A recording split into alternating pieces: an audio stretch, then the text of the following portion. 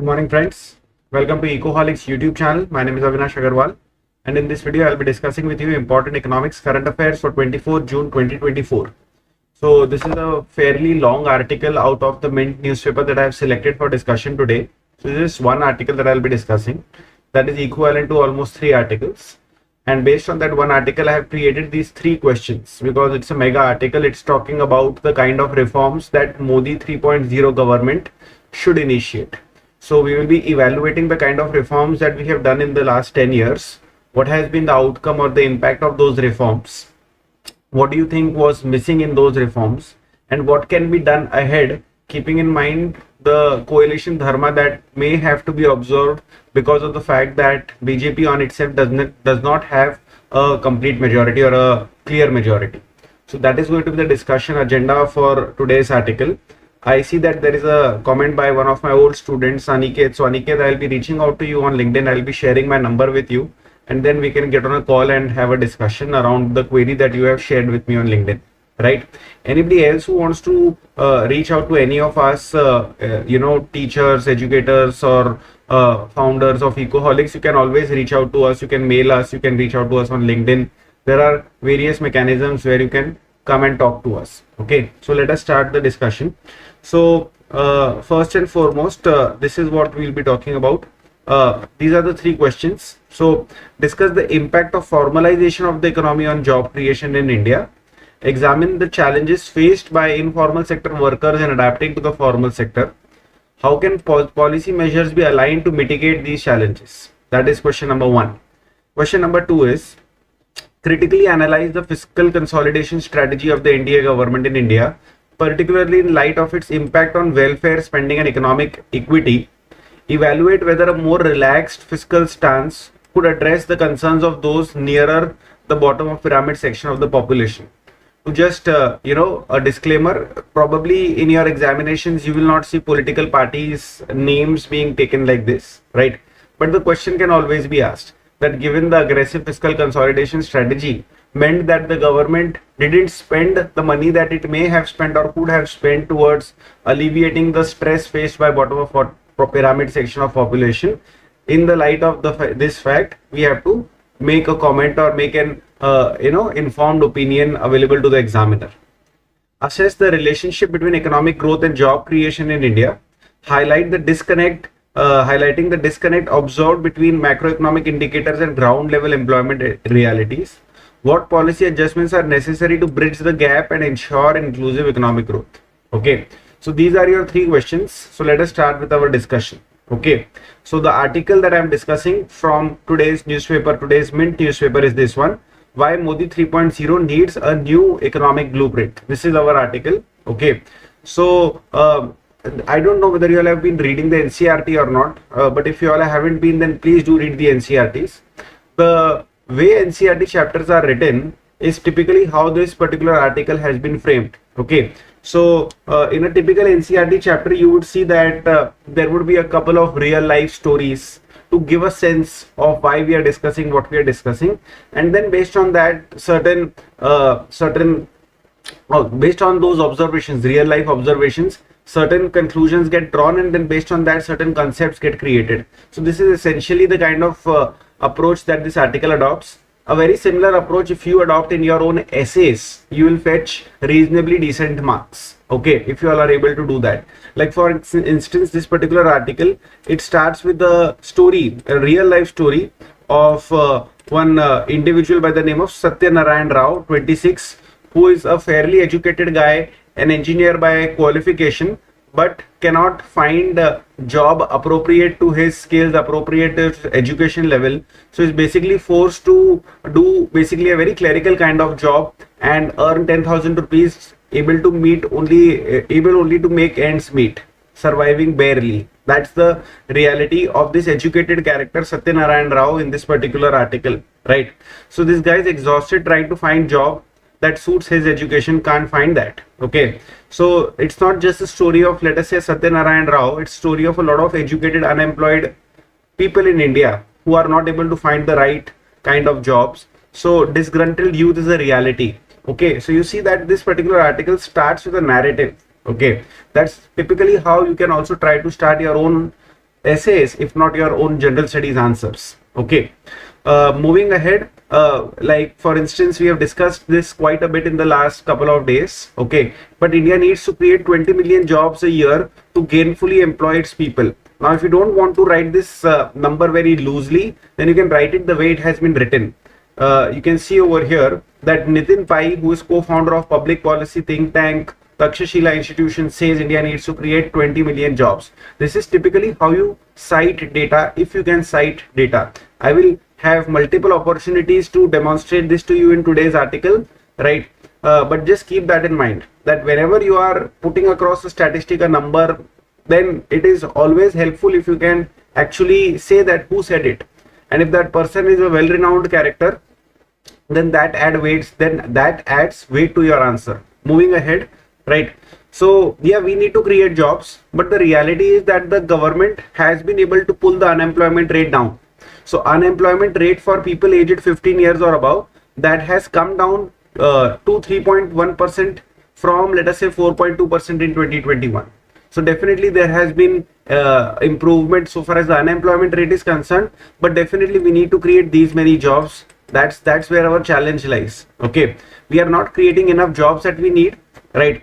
Another instance, right, is this over here, this particular sentence over here, that according to the World Inequality Lab, the gap between India's haves and have-nots has widened during the last decade. Okay, so inequality has increased. So why has inequality increased? Maybe because those who are have-nots, they don't have good jobs to start with, because had they be having good jobs to start with that pays them decently well, then probably their situation would have been also improved. Okay, so on an absolute scale, maybe there would have been an improvement in situation of those who are at the bottom of the pyramid section of the population, but relatively speaking, we are worse off than what we were. Okay, so the richest 1% of the population is owning 40% of India's wealth, bottom 50% is owning 6.4% of India's wealth.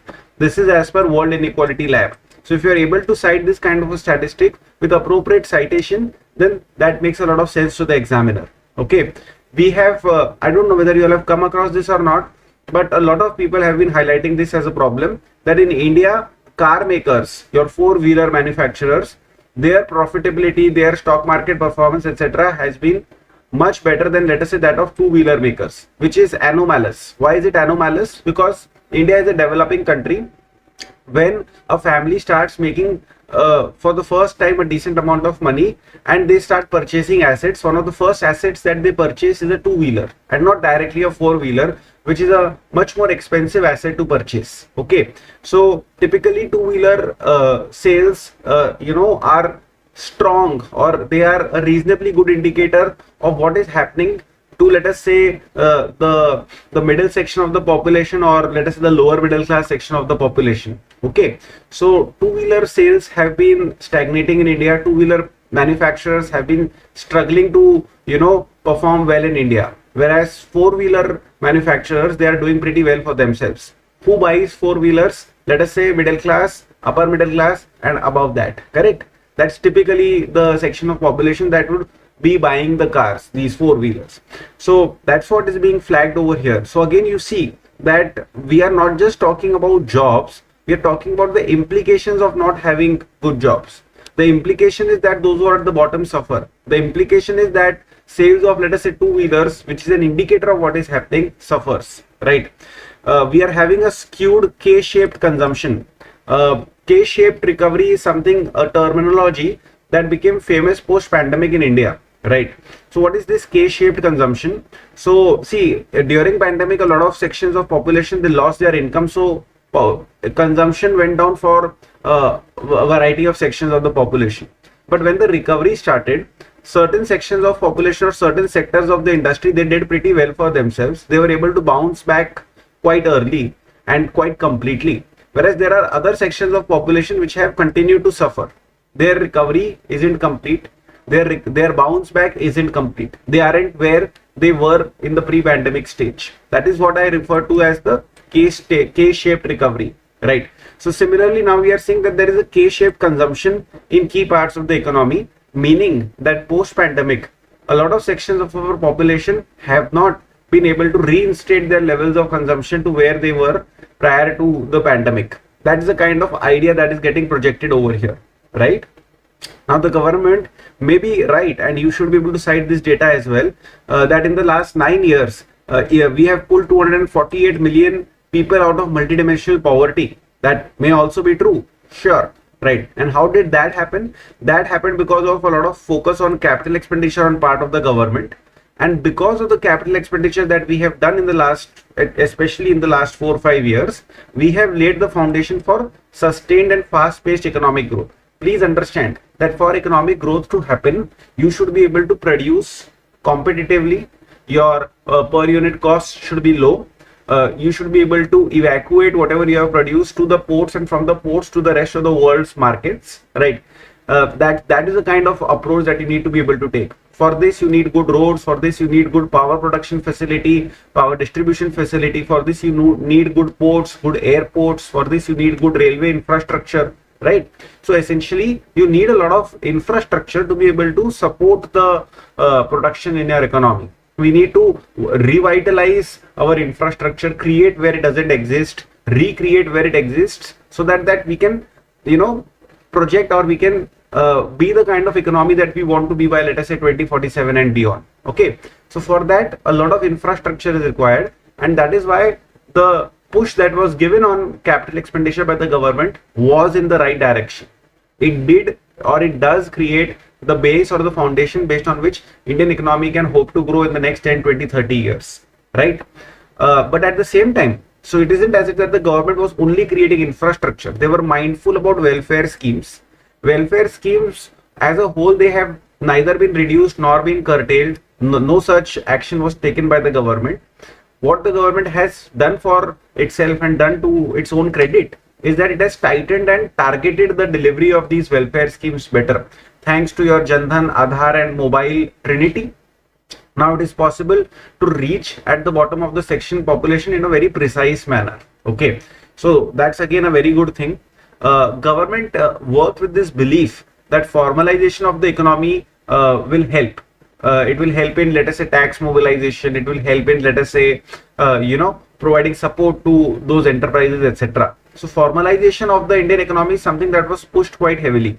So we introduced the GST, which kind of forced everybody who was informal and interacting with the formal sector to become formalized. Because I hope that you understand by that, if let us say I am formal sector and you are informal sector and I am dealing with you, and GST has been introduced. So if I purchase anything from you and I pay, let's say, any kind of taxation related input tax credit doesn't become possible if you are informal and I am formal.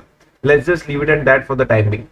That if my partners are not in the formal sector, then the supply chain breaks somewhere or the other, and there will be a loss of input tax credit to that extent. So essentially, GST forces formalization upon the informal sector. So that was considered to be a good thing, but going ahead in this article, we will see that how that can be a problem. Anyways, so we are discussing certain positive steps that have been taken in the last 10 years. So yes, people have been pulled out of poverty. Yes, there is a lot of focus upon capex. Yes, the welfare schemes are delivered in a tighter and a more precise manner. Yes, GST has been introduced. Yes, we are working with the philosophy of less government, more governance. We have been able to get rid of a loss-making Air India, which is also a very good thing, right? So yeah, these are good things. We are one of the fastest growing, largest economy. That's a good thing. But the reality probably was that maybe the electorate is not interested in these macro level numbers. Maybe they are interested in issues which are more closer home to them. The issues of welfare, the issues of jobs. See, the idea is that welfares will get you only so far in terms of, getting the support of the electorate, because ultimately everybody needs a job.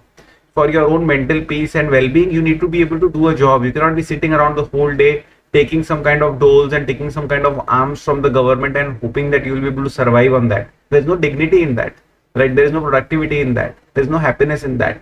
So it is jobs that matter more than anything else. And we are not talking about Manrega kind of jobs. We're talking about good jobs that pay more than the minimum wage. Those kinds of jobs that need to be created. So going ahead, the challenge that we need to talk about is the challenge of equitable and broad-based growth, which actually creates jobs. So we have to give a discount to the government over here from 1991 downwards, India has essentially not been able to solve this problem of jobless growth. So it's not new. I mean, from 2004, 2002, 2006 onwards, we have been talking about this problem that yes, Indian economy has been growing at a fairly decent clip of 7 to 8%, let us say, but we have not been able to create the kind of jobs that we need, primarily because of our manufacturing sector never really took off in India. Never really took off in India. So we'll talk about a lot of these things. Okay. So the first challenge that the government needs to address is that of sustaining growth. Okay. So you have to realize that in 23-24, our growth rate was 8.2%. In 22-23, our growth rate was around 7.2%. So these are 2 years of phenomenal growth. But there is a lot of weakness within the macroeconomy. Like for instance, private consumption is not increasing, right? In fact, private consumption increase at one of the lowest rates in the last 20 years, minus the pandemic years. That is problem number one. Problem number two is private capital expenditure is still recovering. It is not showing signs of strength that we need. Export markets, while they are recovering, but you cannot fully rely upon them. So to what extent can the government capital expenditure carry the burden of sustaining economic growth in India? That is the real question and quandary that we need to solve. And a lot of experts are saying that in this year and the next year, that the growth momentum of that 7-8% that we have created, we may not be able to sustain that. That 8.2% may not be sustainable. That is what we are saying, right? So one important point that Rangarajan, who is former governor RBI, is making, and you should be able to make this point as well, is that without growth, equity will be a distant dream. Without equity, growth cannot be sustained, right? So I'll read this again. This is that important, that without growth, equity will be a distant dream. Without equity, growth cannot be sustained. Okay. So the first part of the equation is something that India has been able to solve for the time being. That yes, we are having growth. So since we are having growth, therefore we can hope for equity. But we cannot just keep hoping for equity. We need to aim for equity, achieve equity, because without equity, growth cannot be sustained. Let me explain to you why. See, when growth happens, opportunities get created. When opportunities get created, those who don't have opportunities also get opportunities, as a result of which you can start walking towards equity. You can start walking towards a situation where everybody has something happening good for themselves, right? Now, without equity, growth cannot be sustained. Why? Because see, what does equity do? Equity creates demand, or equity creates purchasing power in a wider section of the population. Now, please understand that if there is lack of equity, that basically means that those who are at the top of the pyramid, they are the ones who are creating demand. But how much demand will they create? Because once, let us say, you have met your basic requirements, met even your luxury requirements, what more will you consume? You will not consume, correct? So where will the demand come from? Demand can come from those whose requirements, whose aspirations have not been met. But if they don't have purchasing power, what will they purchase? That's why equity is important. Because what equity does is that it creates demand. It creates purchasing power. That is what Rangarajan is trying to say. That growth will walk you on the path of equity. Achieving equity will walk you on the path of sustainable growth. Keep this logic in mind. This is very important.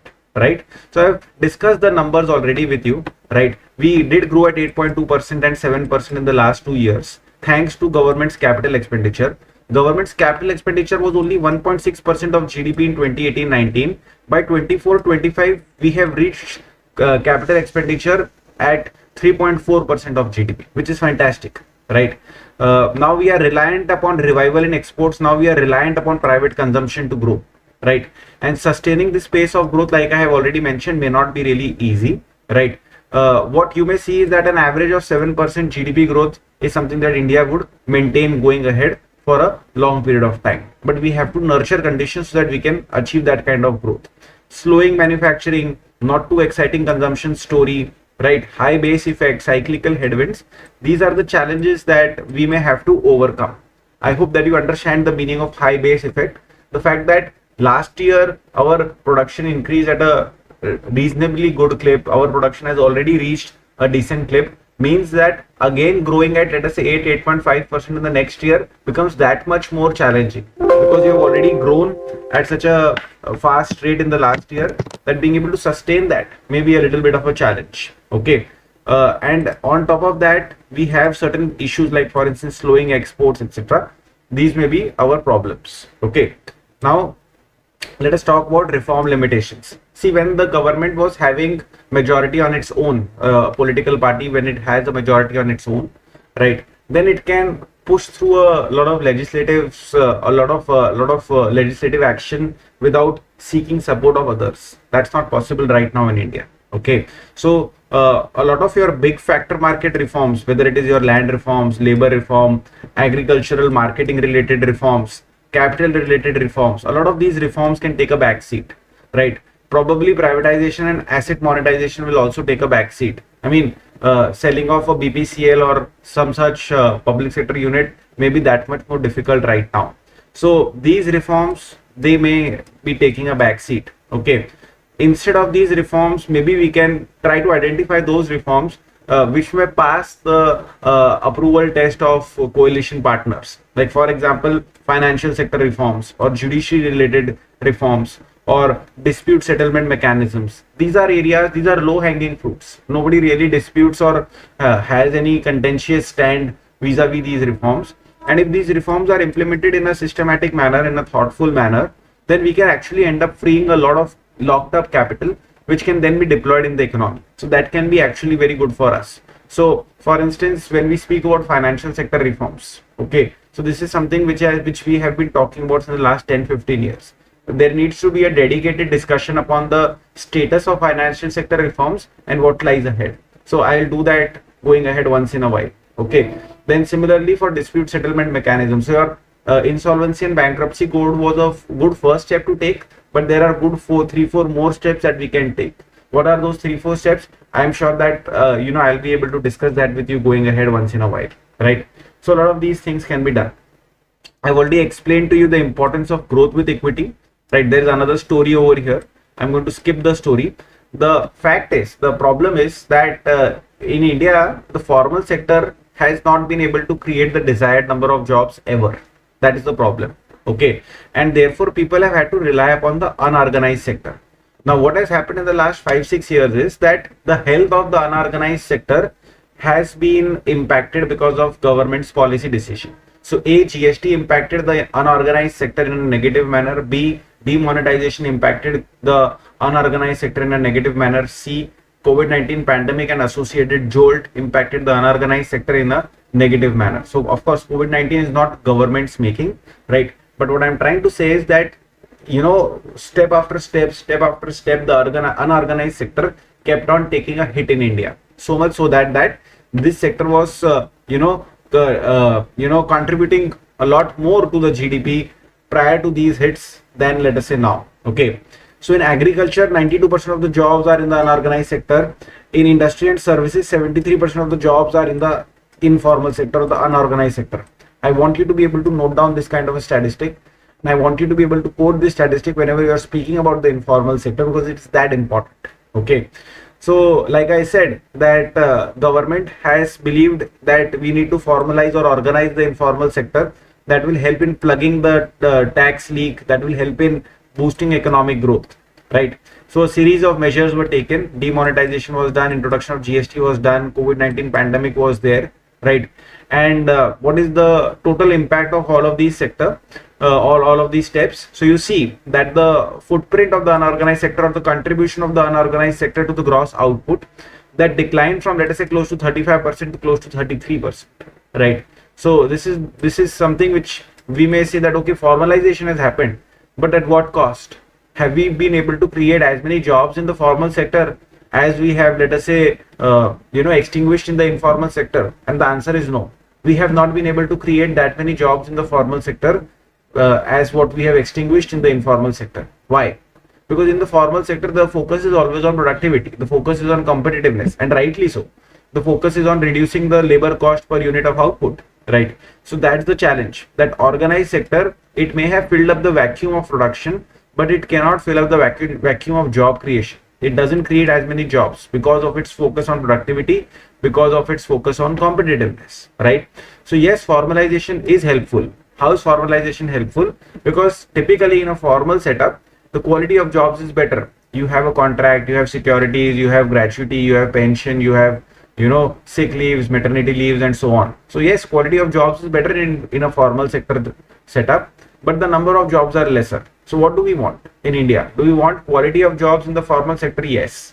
Do we want the quantity of jobs in the informal sector? Yes. So what is how do we proceed ahead? Should we go gung ho on formalization, or should we start promoting informal sector? The answer is that strike a balance. That is what we need to do. We need to strike a balance.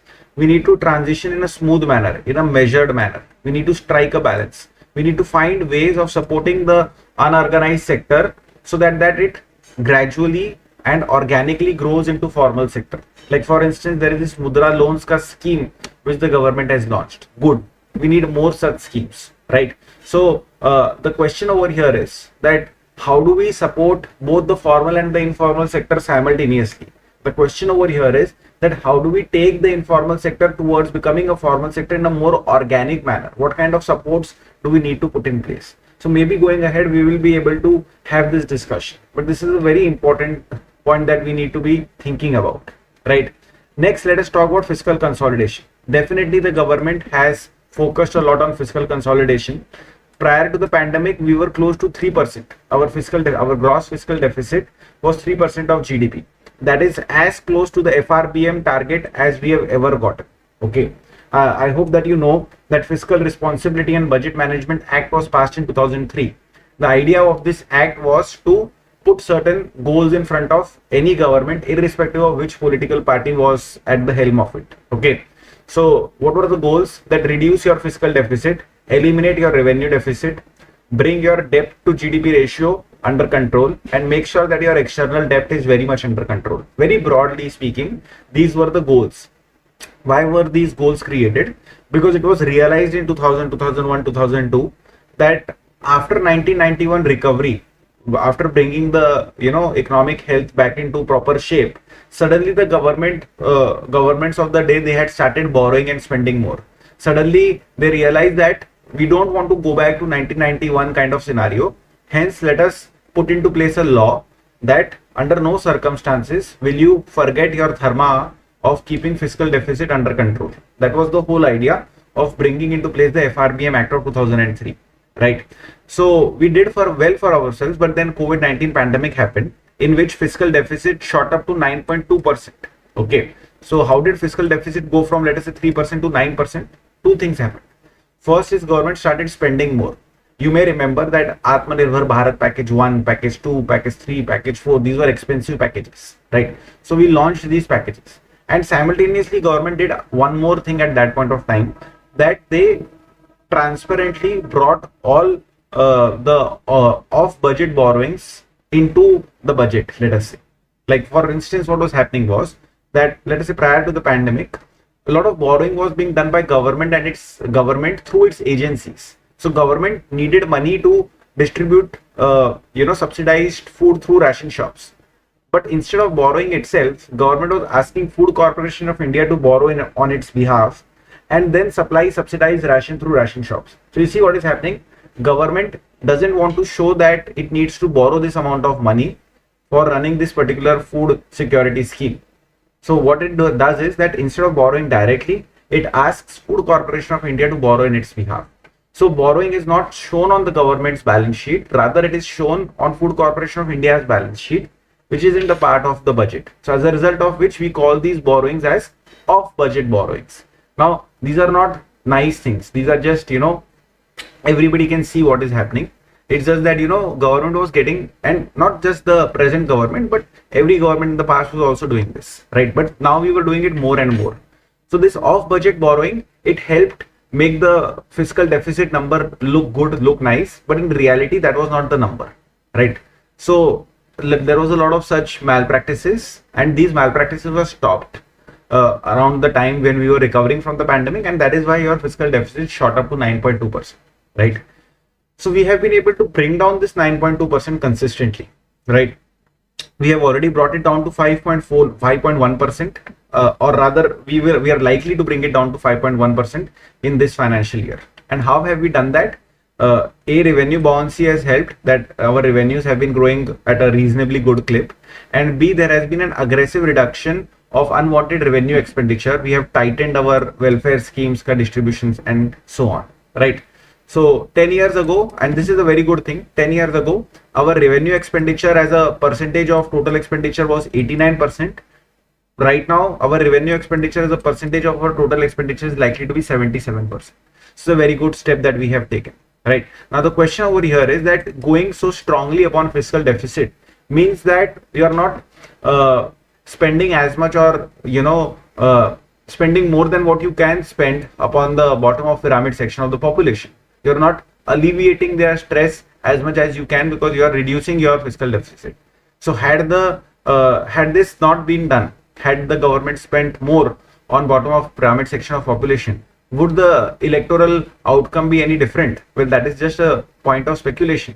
But we need to understand that in a growing and a developing country such as India, where we need to reduce inequality, where we need to bring in equity, where we need to ensure inclusive growth, where we need to pull bottom of the pyramid section of population up, welfare schemes, targeted subsidies play a very important role. And do we want to have these schemes at the cost of fiscal deficit or not? That's a very important debating point, and I guess that we'll be talking a lot about these kinds of ideas going ahead, right? So this is my entire discussion for today. I have given you a sense of how you can approach these questions: A, around formalization; B, around fiscal consolidation; and C, around job creation and inclusive growth. If anybody has heard my lecture completely, I have asked more questions than I have answered. But I hope that you start thinking in these directions, because once you start thinking in these directions, then you will automatically have better answers in these directions. So that is the hope out of this article. So I hope that you all enjoyed the discussion. I'll bring this to an end, and we'll be meeting tomorrow again, and we'll be taking things ahead. Thank you so much. All the best. Jai Hind. Bye bye. Take care.